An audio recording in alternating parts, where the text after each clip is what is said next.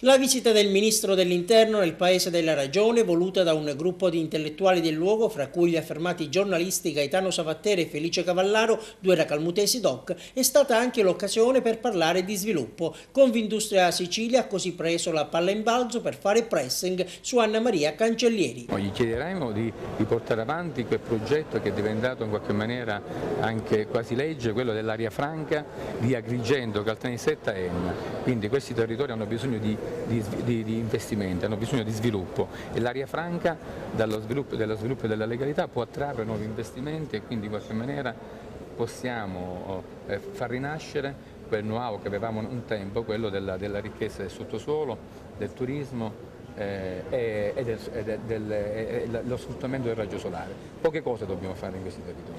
Secondo me l'area franca può risolvere i grandi problemi di Agrigento, Caltanissetta e Enna. E quella di Racalmuto per Antonello Montante è stata una delle prime uscite pubbliche dopo l'elezione alla guida dell'Unione Industriale e il numero 1 di Confindustria in Sicilia, sollecitato, si è soffermato sui recenti fatti di cronaca. Ad un'azienda di Racalmuto distrutti 12 camion dalle fiamme. Confindustria o le altre parti sociali hanno in qualche maniera un dovere, quello di preparare l'impresa a non cedere ai ricatti della mafia. In qualche maniera bisogna resistere e andare avanti, mettersi attorno a un tavolo assieme alle altre associazioni datoriali e assieme al sindacato per far fronte comune e in qualche maniera avere più potere contrattuale verso tutti, verso le istituzioni, ma in questo caso verso la mafia. E ad accogliere l'esponente del governo Monti c'erano un po' tutti, forse il grande assente, la gente comune. Se vogliamo che qualcosa cambi, dobbiamo anche cambiare noi con i nostri atteggiamenti di partecipazione, di attenzione. Non possiamo solo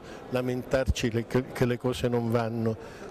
Tutto ciò che succede riguarda ciascuno di noi e noi dobbiamo fare la nostra parte. Non bisogna mollare, ha osservato ancora l'arcivescovo di Agrigento. Serve uno scatto d'orgoglio. La mia proposta è reagire non con la violenza, ma con l'impegno e con la responsabilità.